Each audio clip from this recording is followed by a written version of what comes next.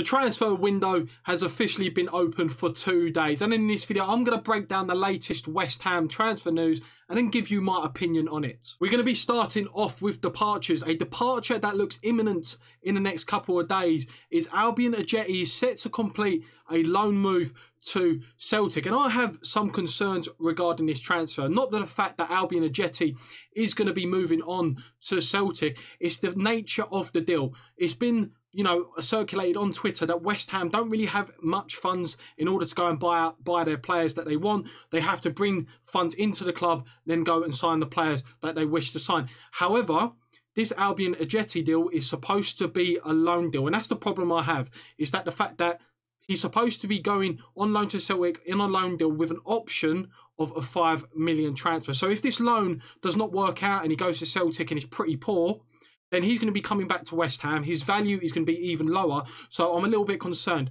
As well, the fact that we've only got 2 strikers, one recognised striker in Haller. We don't know the future of Haller, and we're going to be talking about that a little bit later in the video. We've got a makeshift striker in Antonio. Is naturally a winger, and then he's been converted into a striker as of late from David Moyes. So Albian Ajeti, ideally, if we're going to move him on, we should have stuck with our guns and be like, no, Celtic, if you want Albian Ajeti, you're going to pay the 5 million and it's going to be a permanent transfer, so that we've got funds in order to go out and buy some players. Because 5 million could be the deal breaker in between signing Eze, could be the deal breaker in signing Benrahma. So we should have stuck to our guns, because it always seems like that other clubs go to West Ham, no, you either pay the money that we want or this transfer does not happen. And I feel like we should have done that a little bit. We should have just gone to Celtic and been like, if you want Albian Ajeti, 5 million, and that's it. No loan deal. We want the 5 million, so we're in order to go and buy players. The second transfer rumour, and it's another departure, and it looks like Sebastian Haller has been linked with Monaco. Right. Does this have any substance behind it, or is this lazy journalism? Because Kovac, who was his former manager at Frankfurt, has just been appointed Monaco manager. So the next day, of course, he's been linked with Sebastian Haller. So whether this has got any substance behind it, or it's literally just lazy journalism to just put a report out and just link the two, we don't know. However, West Ham have got an issue on their hands. Do they sell Sebastian Haller? In my opinion, unless we recoup pretty much 100% of the transfer fee in Sebastian Haller, I would not sell him. And the reason why is because what we've done, we've invested 45 million into a player. We have gone, right, we want you, 45 million, a lot of money, our marquee signing for a striker. And we've been calling out for a marquee signing, especially striker-wise, for the last couple of years. We've brought him in. However, we've not adapted to how he wants to play. We've invested so much money into a player and gone, we're going to forget what got the best out of you at Frankfurt, why we brought you in. We've got to remember, at Frankfurt, Sebastian Haller either played in a 4-3-3 as the main focal point, with sort of 2 inside wingers acting as strikers, such as Kostic and Jovic, or he played in a 2-man striker formation with Jovic. And we've seen glimpses of Sebastian Haller so far this season where he's played in a 2. For example, when he played up front with Antonio in the 1-0 victory away at Southampton, he was coming in deep. He was getting the ball on his chest, playing it off to the left mid or right mid, or playing through balls down the channel for Antonio. However, when Pellegrini signed him, we've brought him in, we've played a 4-1-4-1. And because we've not got, at that time, we didn't really have an athletic midfield. We had Mark Noble, Declan Rice and Jack Wilshere. We had no midfielders breaking up to support the play. Therefore, Haller has been pretty isolated. And under David Moyes, it looks like he's continuing with a 4-2-3-1 or 1 striker formation. So David Moyes has got to ask himself some questions this summer.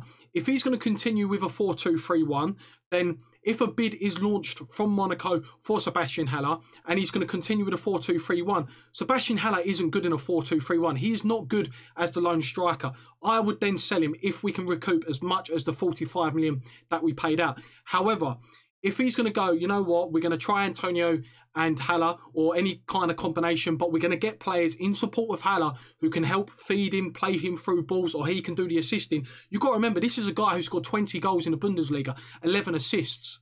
He hasn't done that for West Ham. And it's not the player. The player hasn't turned rubbish overnight. It's because we've brought in a player and we haven't built a team around him or played the way we wanted to play. And it was similar to Liverpool. Do you remember when Benteke went to Liverpool? They paid £32 million for him, but then they wanted to play tiki-taka football. Well, where's the logic in that? So, in my opinion, we should keep him.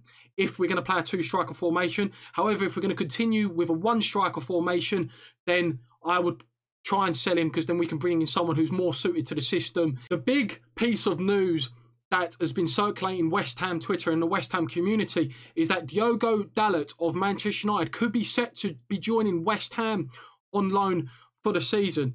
Now, this is an area of the pitch that we do need to address. We've got Ben Johnson, who's played a couple of good games for West Ham. However, he is a little bit injury prone, so we have to address this position, just because we can't rely on his fitness. We have Ryan Fredericks. For me, he's nowhere near good enough, and he's someone who should be looking to be moved on. However, Manchester United paid 20 or 25 million for this guy, Diego Dalot. He is still very young. He is known as a very attacking fullback, and that is something that we could do, because Ryan Fredericks, despite his pace, in my opinion, he's not very good going forward. The only thing he really is good at is that when a ball is played in behind, sort of between the centre-back and the full-back, he's very good in his recovery tackles, and he'll kick it out for a goal kick or a corner kick or a throw-in. So, Diego Dalot, would he be a good signing?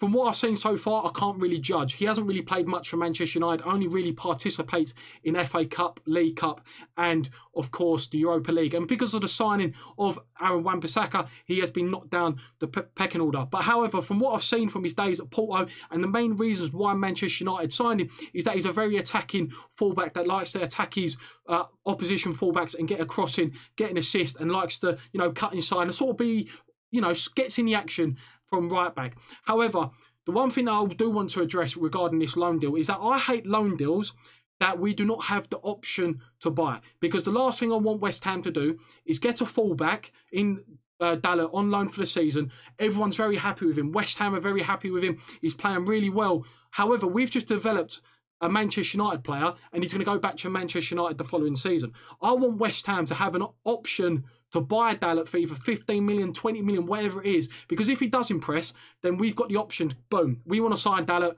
£20 million. Here's our player.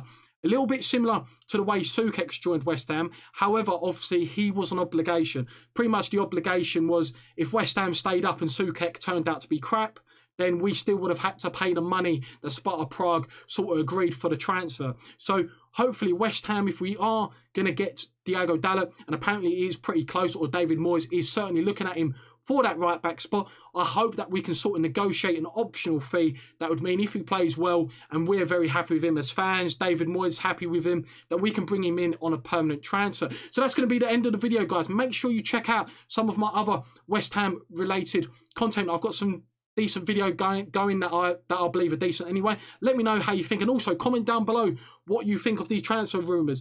Ajeti on loan to Celtic, Haller, a possible link up with Kovac at Monaco, and Diego Dalot could be joining West Ham on loan. Make sure you like the video, subscribe if you're new or you like West Ham content, and I'll catch you later.